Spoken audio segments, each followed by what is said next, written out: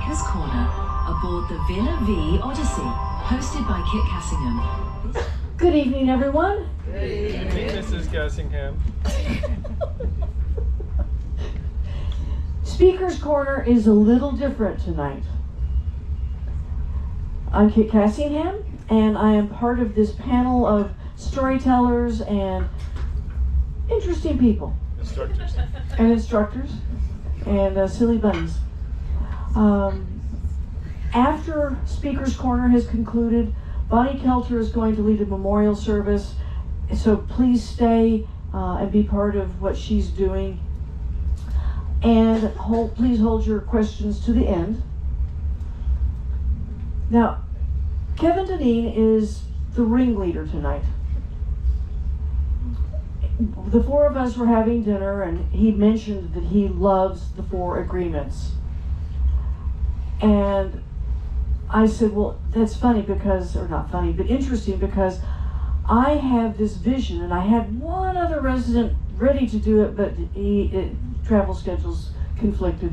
But I said, I think it would be a valuable lesson to teach us about the 4 agreements and then tie it into 9/11 to help us heal and to raise the hope we have for our futures. And he kind of liked the idea, so here we are. We're going to tell our stories and tie them to the 4 agreements and to 9/11. So with that, welcome Kevin Dinneen to talk about the 4, what are we talking about? The 4 agreements. The 4 agreements. And hope and healing for the future. Thank you.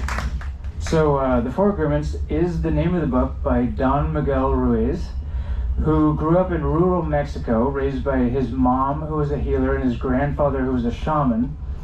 And they passed down to him the ancient rules and principles of the Toltecs. The Toltec nation, you could think like Aztecs, that kind of thing. And he saw people struggling through their lives and thought, hey, they should have been raised by my family. They wouldn't be struggling like this. And so he came up with sort of condensed all of the rules and all of the traditions that he learned into just 4 agreements. And so first I'm going to explain what an agreement is. And so according to him, an agreement is an intention, and it's something that keeps you in agreement with the world. And so if you're not in agreement with the world, you're struggling, right? If you have an agreement, you know what to expect, and the other end of that agreement knows what to expect from you. And that's kind of his basis for these 4 things. So as long as you agree to these things and you make these agreements and abide by them, basically, you're going to have a smoother, better time of things, basically. Happier life.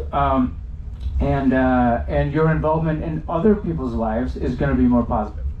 So I'd like to first start by explaining what each one is, and then we're going to go through and everyone has a story about how their experience with 9/11 fits their agreement, and then we'll talk a little bit more about how we can all use these agreements in our lives when we need them, which, spoiler alert, is every day. So I'm going to start by explaining be impeccable with your word. So being impeccable with your word means speaking with sincerity. It's say what you mean and mean what you say, basically.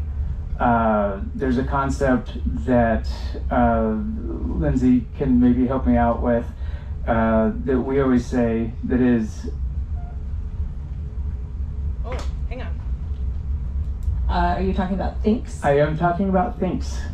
Okay, so the concept is that be somebody who thinks before they speak or thinks before responding, and it's an acronym, and we'll hopefully do this together because, okay, so it's T is timely, H is, We'll come back to it. okay. I is intentional, N is necessary, K is kind, and S is sound. And what is H? Helpful. Thank you. Exactly. So is That's your really helpful. message, is your response, does it meet all of these things? Right, and so when you, especially when you're in a situation where you're flustered or feeling frustrated about something and you're not sure how to respond in a kind way, or you feel that a little bit more response would be helpful, take a moment and go through those principles. Is it the right time? So is it timely? Is it the right time? Because it isn't necessarily the right time, right? When we're all riled up, that might not be the right time to communicate that message. Maybe we need to sleep on it and say it on the next day, right? And then we have helpful. Is it actually something that's going to edify and lift somebody up, or is it going to cause derision and strife? And then intentional, we really want to make sure that we are being, I think this really goes into being impeccable with your word.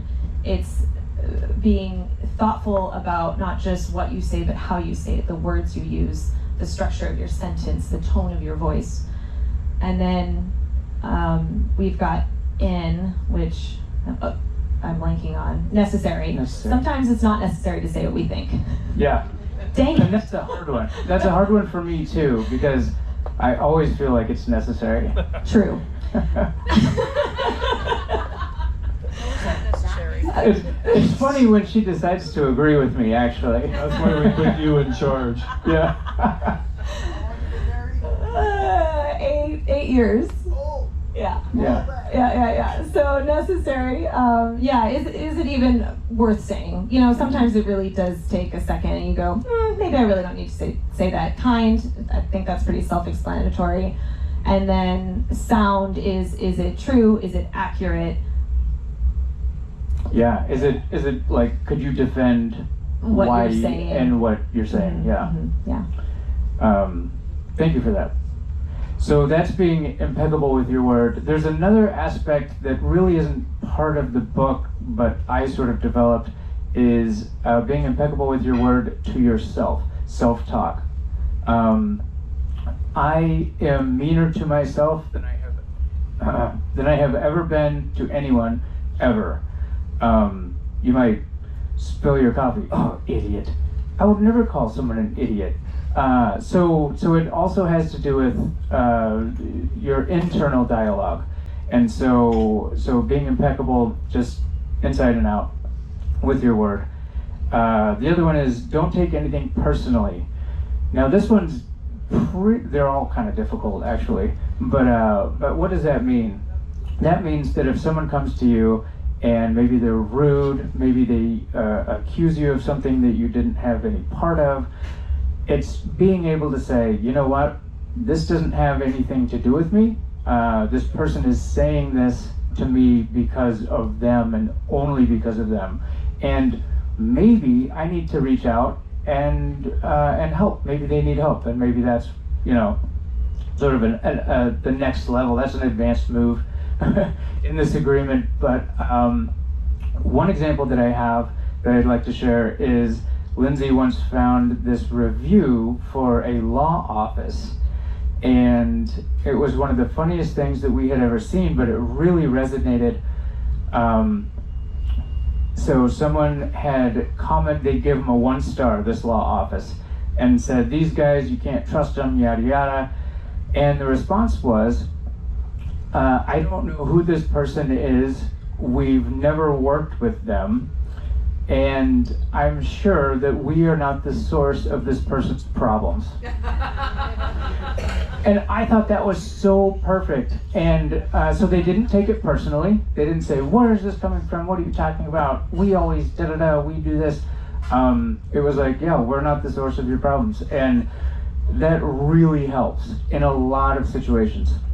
So that's, don't take anything personally. And then don't make assumptions. It's easy to sort of place an intent when someone does something, or to create an intent, like, oh, they did that because I, accidentally said the wrong thing at breakfast this morning, or, something like that. But it's not assuming, and oftentimes we assume the worst, right? Like, oh, they said that because they don't like me, and I wasn't invited to this because such and such. And this agreement basically means that the things that people do really don't have as much to do with me as I think. They have way more to do with the person that's doing the thing. So that one's that. Always do your best. So this is a really hard one, because when we say always do your best, you think, what's the most amount of push-ups you've ever done in one time? Oh, that's 15. Well, so you should always be able to do 15. No, that's not the case. What that means is always do your best for what you have available at that time. So if you're always doing your best, that means on a good day you can do 15 push-ups. On a bad day, you can't do any. You can do one, whatever it is.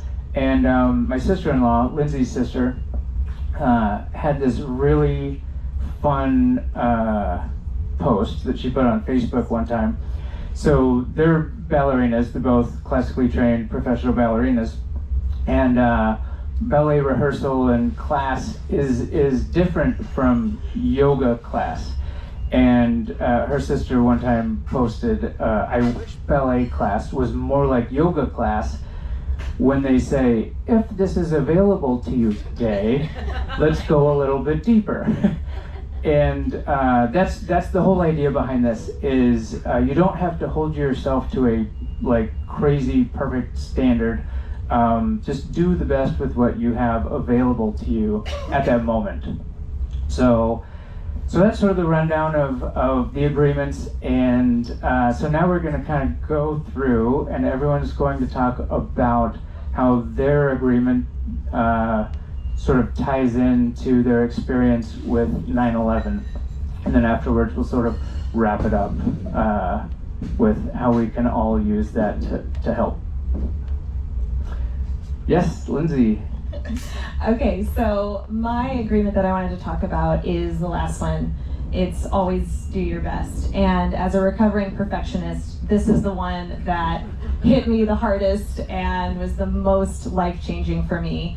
Kevin actually introduced the 4 agreements to me very early on, maybe like a couple months into dating. Is that intentional? No. I saw a need. Okay. No. So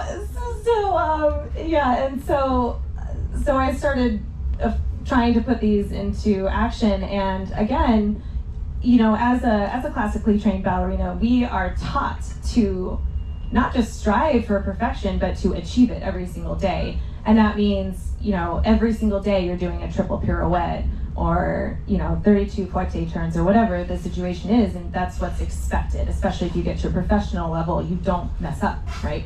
Well, that's pretty impossible, right? That standard is kind of insane, and my best looks different on any given day. So I've gone through seasons of my life, frankly, that were so difficult that getting out of bed and taking a shower was the best I could do.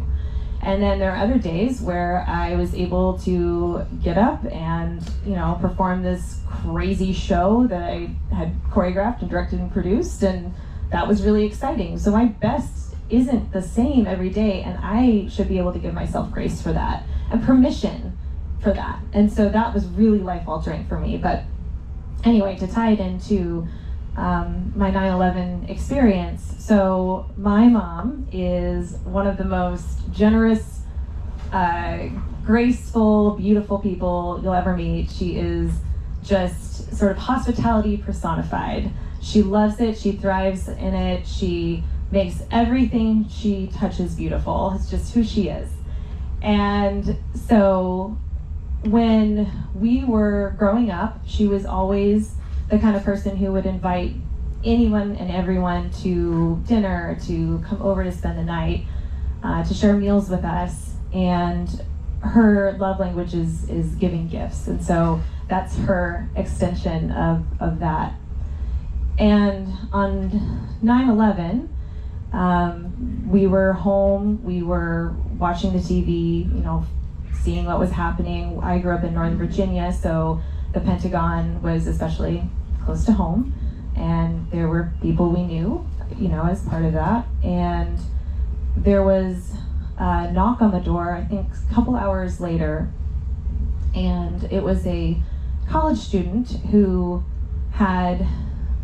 was all alone. His family was like a long ways away. It was somebody that my brother knew really well, was a good friend, and he just knocked on the door, just drove to our house, didn't ask for an invite or anything, just drove to our house and needed a family to sort of surround him and support him. And my mom just immediately embraced him and said, "You're welcome, you can stay as long as you want, whatever you need." And we had a really beautiful meal together, and it was somber, but it was sincere, and there was this, I will never forget how my mom, because of who she is and what her background is and how she shows up for people and just invites them in, she was always doing her best every single day.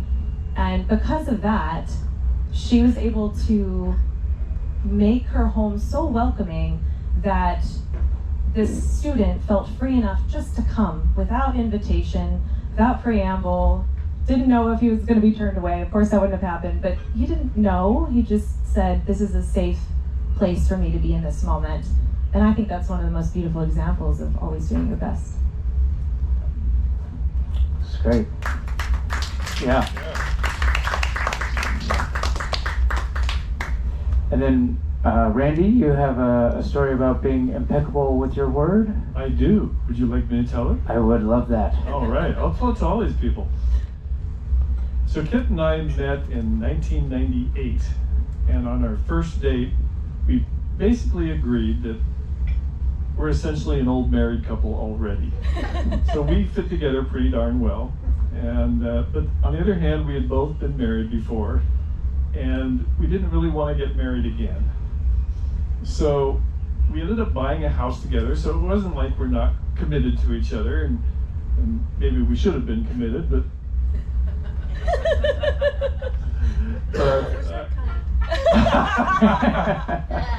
she's going to tell me later I didn't think. But anyway, and we joined the Red Cross as volunteers is in the summer of 2001, I think it was. They had massive wildfires all up and down this particular highway that led out of Denver toward the west. And we were communication specialists. We were both ham radio operators. We had the latest in communications technology. So we would go to the incident command center at a wildfire that's usually set up at some place like a school or something that's in the vicinity. And they could communicate very well with all their own people. They would bring in the radio systems to do that. What they couldn't do is talk back to Denver. And so what our function was just to be there in the fire camp. And if they were, the fire boss was looking at what the fire is doing and saying, we're going to need to evacuate this area, that meant Red Cross needed to put up a shelter someplace that was safe for those people to go to. And so we would relay back to Denver headquarters what was going on, what was needed. So then 9/11 happened. And they called us out, even though there was not a fire or anything going on, but all the airplanes that were in the sky had to land immediately. It's called full ground stop. I have a copy of the teletype that went out to all control towers, get everybody on the ground immediately. Absolutely unprecedented. But then we had hundreds or thousands of people stranded at various airports around the country with no place to sleep, no place to go. They didn't live there. And Denver being a big hub, we had hundreds of people. And at the same time, a good friend of mine from Jet Propulsion Laboratory was back east on a business trip. And she called me saying, I'm stranded somewhere like Indianapolis, and she needed to get back to California. And JPL Travel told her, keep your rental car, get yourself back however you have to, even if you have to drive all the way back. So she started calling people, lining up places to stay. And I was one of the people she called, because we're good friends still. And so she arrived, and I had developed a little bit of a bad habit. Instead of trying to explain to people that Kit and I were pretty well committed as a couple, I would often just refer to her as my wife. And I did that with Kay when she was arrived, my friend from JPL. And Kit kind of had enough of that. That's not impeccable with your word. She didn't use that phrase because we didn't know about the 4 agreements at that time, but she didn't like it. And so that set me on a course to think about this some more. And with the world changing and things getting scarier because of 9/11, I decided, we probably should get married. So the Monday after 9/11, I said, let's get married. And she said, when? And I said, Friday. And she said, okay. And what we discovered was it's really hard to find a jeweler that can get you wedding rings on a moment's notice. Everything that's in the case is paste, it's fake stuff. But we found the rings we liked, which,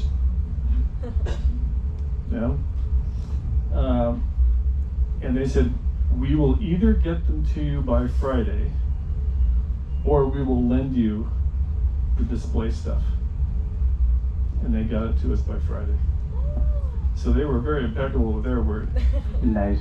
So that is my illustration of being impeccable, not only with Kit, but with myself. Okay. Nice story. And Kit, you have a story talking about not making assumptions, I do. I assume? You assume correctly, sir. Okay, Do you want to ask more questions about it? Maybe after. After, okay. So that Tuesday morning, I was really startled when I saw the news about the Pentagon, the World Trade Center, Pennsylvania Fields. And I had to ponder a moment, do I wake Randy up now or just let him wake up on his own? I went in and said,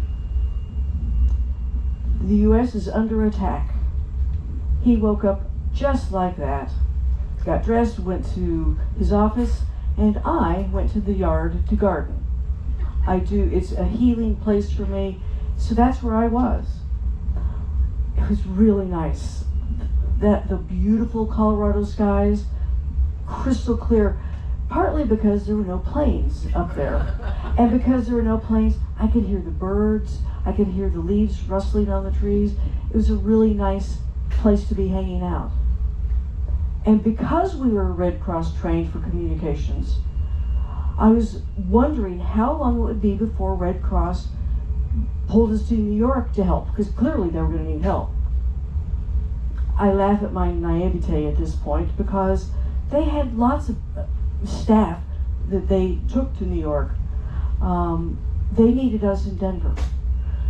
So many people landed in Denver, they set up 3 shelters. And Randy and I were in different shelters. The one I had was an old movie theater that had been renovated to be a church. So it was a great place to put people. I had a large space that became a dorm. And they housed all these people, even making little cubby holes for the people who had babies. They had a place to serve food, they had, and to eat. They had a living room-like place where people could talk and watch TV, and they did a lot of that watching TV. And it was a place to move around. They also had a movie theater, which was the chapel, or the sanctuary. So we get to the shelter, and I am in my element. I'm a former bed and breakfast innkeeper, and I was getting to run a bed and breakfast without having to charge anybody. It was great. But I put on my Red Cross apron, and I had big patch pockets, and one held our my two-way pager, so I could chat with Randy, who was at a different shelter. And I had my cell phone, so if I needed faster response, I could call him. And then the phone companies provided calling cards and also phone banks, tables of all kinds of phones set up for people needing to touch base with their loved ones or business or whoever. So anyway, I was doling out calling cards and notepads and all kinds of stuff, helping people reach the families.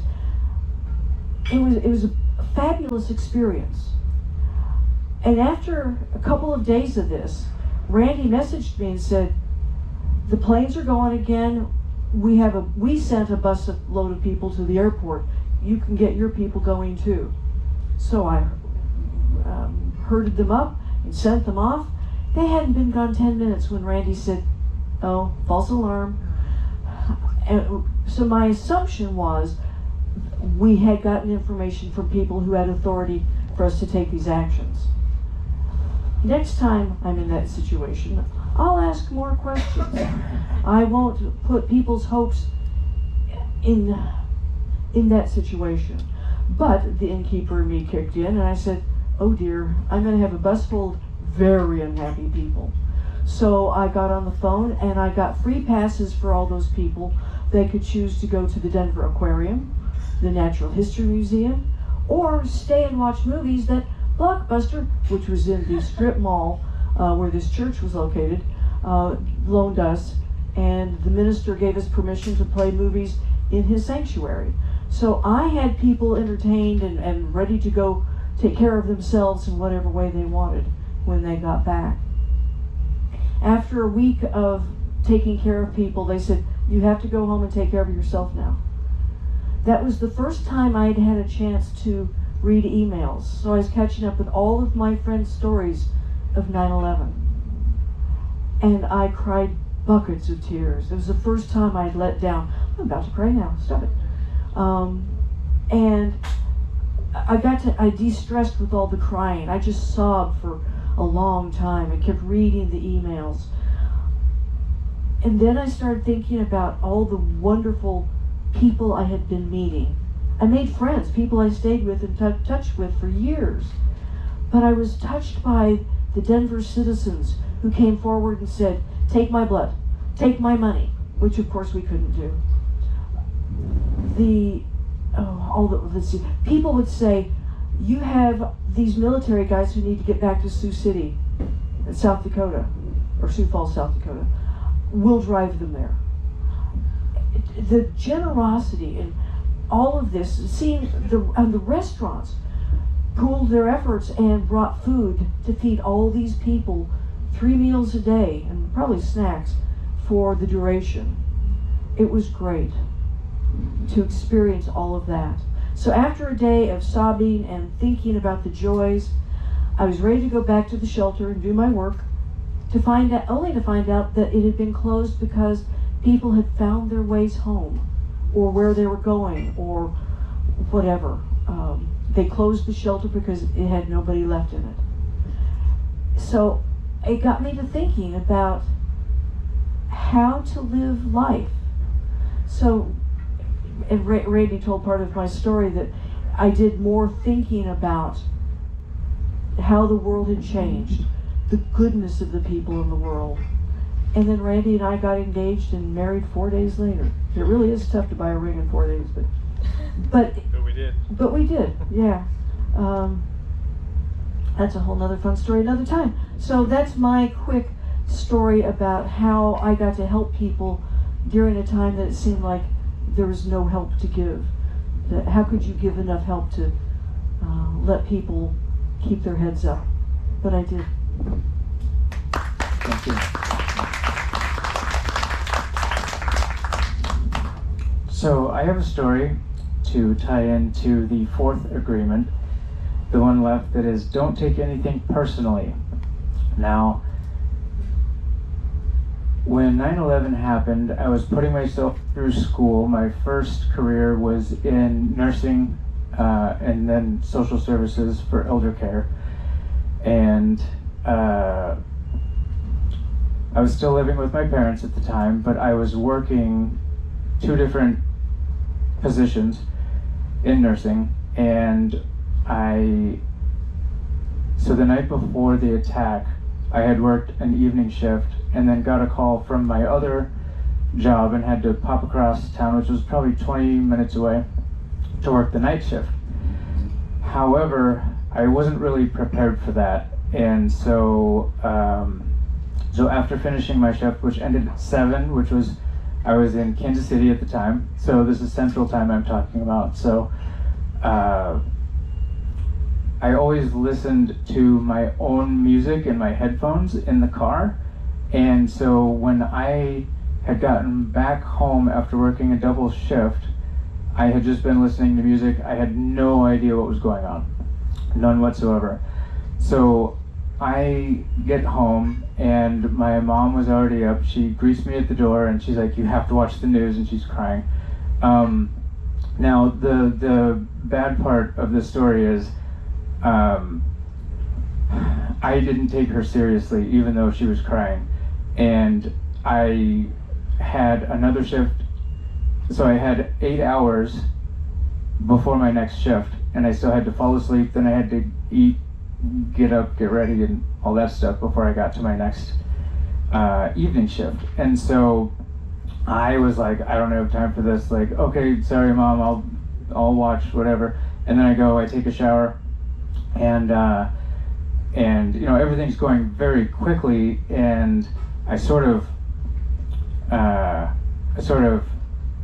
was single-minded. I have to get a shower, I have to get sleep, because I have people to take care of when I wake up. And I get out of the shower and get dressed, and I go back to my room, and the TV in my room is already on, and I go into my room, I turn off my TV, my mom's right there in the hallway. "What are you doing? Turning off the TV at a time like this?" And I was like, "I have to sleep." And I turned off the TV, turned off the light. My mom turned around and went away, and I just immediately went to sleep. When I woke up, it was all over everything you turn on. And I had this guilt hit me, like, how could I not have been there for my mom when she needed me? And I just dismissed her, thinking, oh, she's overreacting about something or whatever. And so then throughout the rest of the day, everyone, all these news stories air, and you hear a news story about this and a news story about this, and people on TV are talking about how they're missing loved ones and losing loved ones or lost loved ones, and man, I took it so personally that it wasn't until I read this book in, I think it was 2005 or 6, that I was like, oh, I can release this, I can let go of this. I don't have to take it personally, because I was focused on my thing, and that was right for me at the time. A part I left out was my mom later was like, "How can you be so crass?" And that was really sort of the thing, like, no, I do care, I just didn't know what was going on, and I knew I didn't have time. But I still held that for a very long time.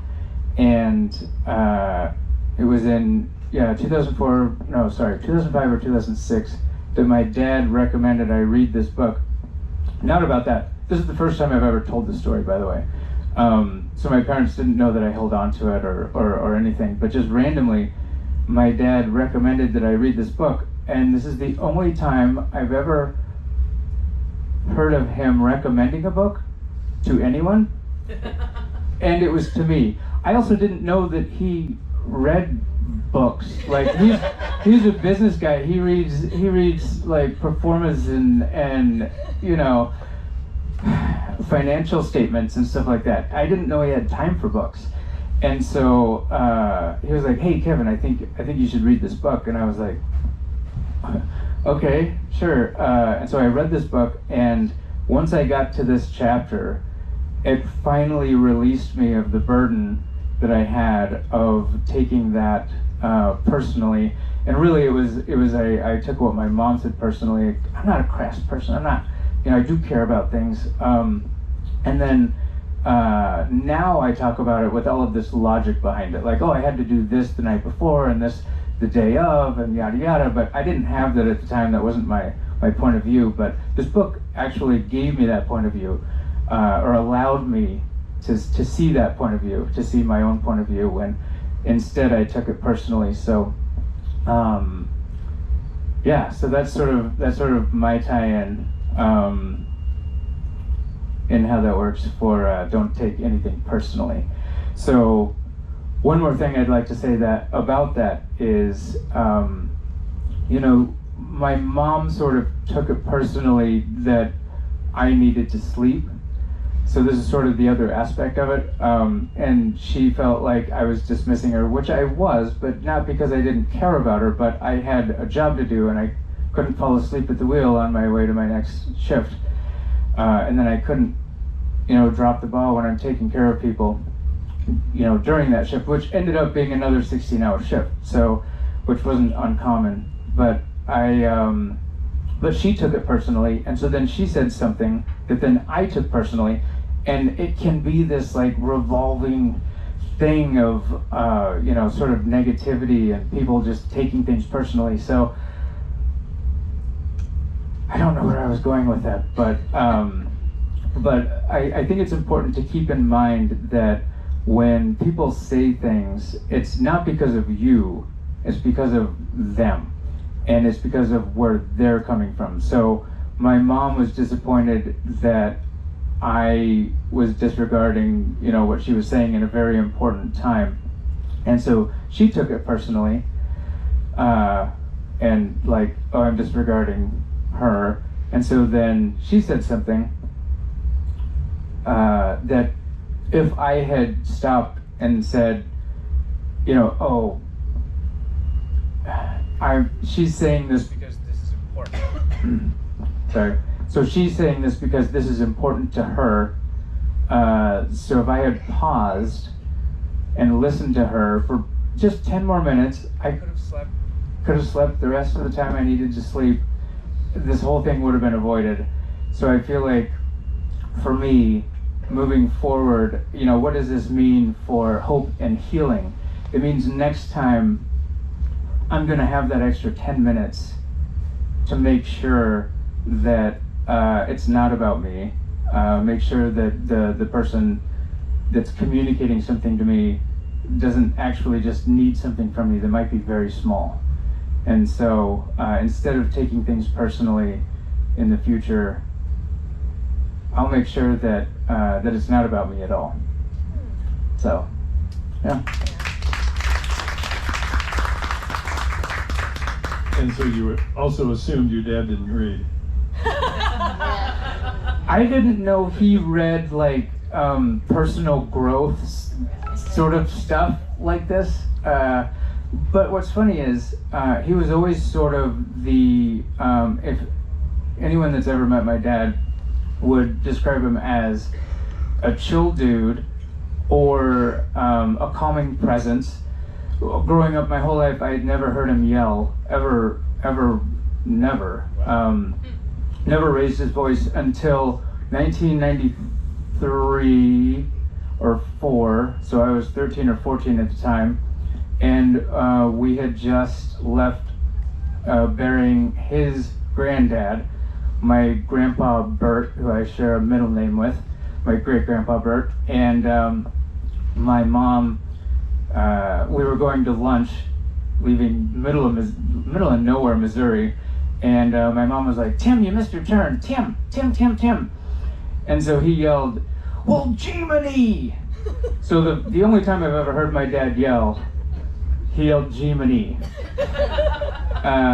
So when he recommended that I read a book about personal growth and how to deal with things, I listened. So your dad was Andy Lewis. Jeepers. Yeah. yeah. So, what do you think? I don't know about timing, Lindsay. What would you recommend we do now?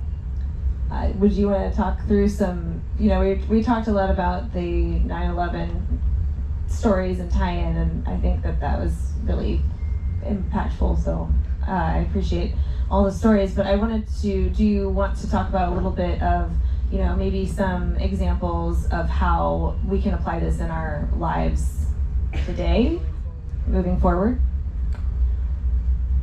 Sure. So, should I start with anyone in particular? Up to you. Up to me. Okay, so don't make assumptions. This is a big one for me. I make assumptions every day, all the time, and I didn't. So my first mistake was having Lindsay read this book. Because I thought I was doing amazingly after reading this. I'm like, I'm such a great person. I always recognize everything whenever it happens. And I was like, and you need to read this book too. And then she read it, and she was like, you're not really following this. And so, so one of the biggest things is making assumptions.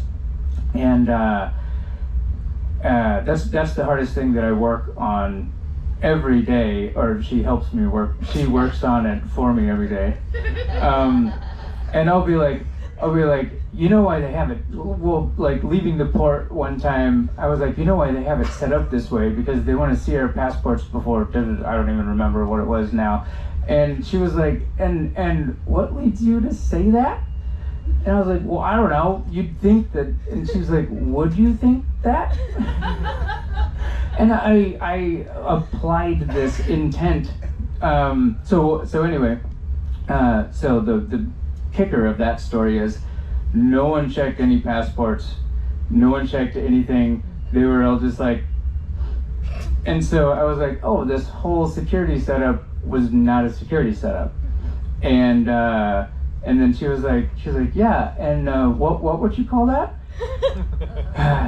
An assumption, I guess. Can I, Go ahead. Yeah. Can I add to that story? So what's funny too is we often do this, right? I mean, this is not just you. I do this as well, and I have to stop myself and go, that's ridiculous. That's an assumption. It's a whole story you made up in your head. It's not based on reality or truth. But we have these moments where, like for example with that story, and so we were talking about it later, and I was like, so how much brain space did you use coming up with this entire story that did not exist, but you were already problem solving for a problem that didn't exist? And so it's not just you. This happened actually to me one time. One time. Yeah, sorry. Okay. One time I'm going to talk about. Yeah.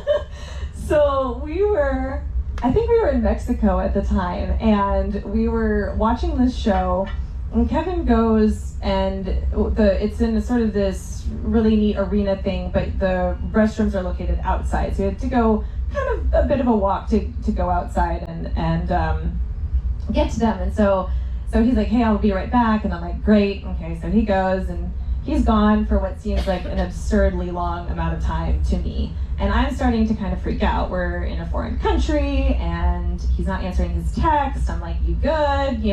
And nothing's happening. I don't know what's going on. And I start, going to the worst case scenario. So I'm like, oh my gosh, he's probably mugged.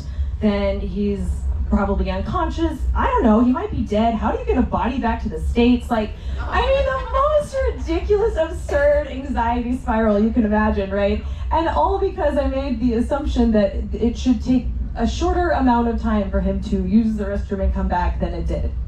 Like, those are the kinds of scenarios where you really have to pause and go, was that a good use of time and stress? No. Yeah. And I get back and she's sweating and she's like, what happened? And I was like, I just went to the bathroom. But I had to go outside of the complex and then show my ticket, and there was a line, like you had to re-enter the whole arena line. Maybe I didn't, but I am kind of European that way. I see a queue and I just get in line. and in Japan, same. I feel so at home in Japan. Yeah, so I think we do that, and it's easy to do that, right? Because it's easy to worry. Yeah, so if anyone doesn't have anything else, I'd like to talk about the doing your best part. So I am kind of a perfectionist in that it allows me to procrastinate.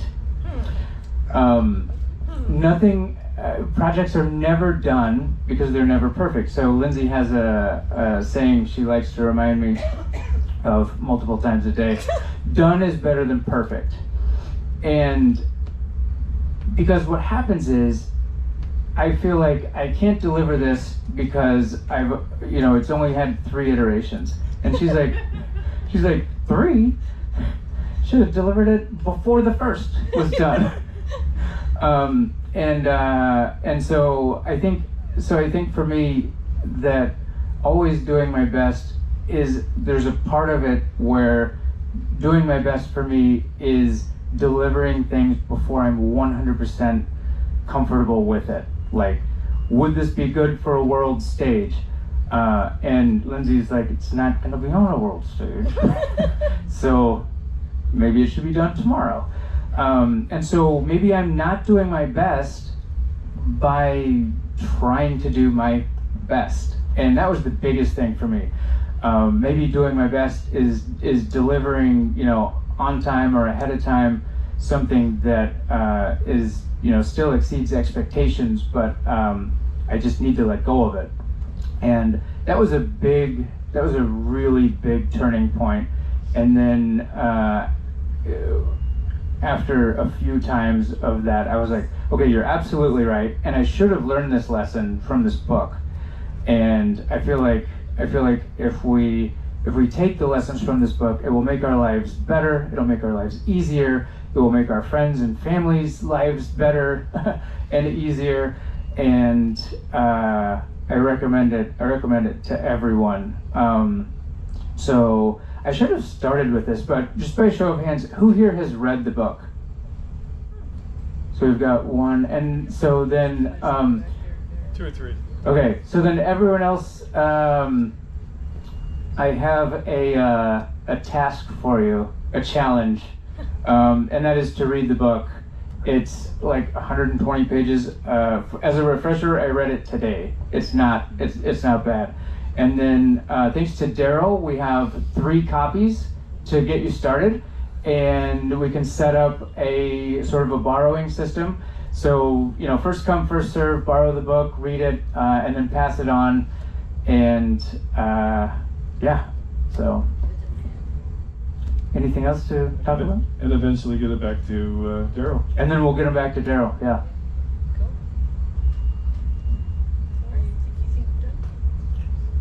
I think so, unless we're not. 20 after? Does anybody have questions about the topic of any of the speakers or of yourself, of each other, or anything? Is anybody out there? Some of the people back here want to know, because they came in later than I did even, what's the name of the book? The name of the book is The 4 Agreements by Don Miguel Ruiz. Okay. There were several times when a lot of what you were talking, examples that you gave and how you reacted to things, I thought, I resemble that remark. And then I thought, I should be the first one to borrow that book and read it. And I said, because that allows me to procrastinate on the stuff that I really need to get done. Is procrastination one of the agreements? It is not. But that was a great tie-in. Yeah, I appreciate that. Kate, I want to ask you, if it's not too personal, why it irked you so much when Randy called you his wife?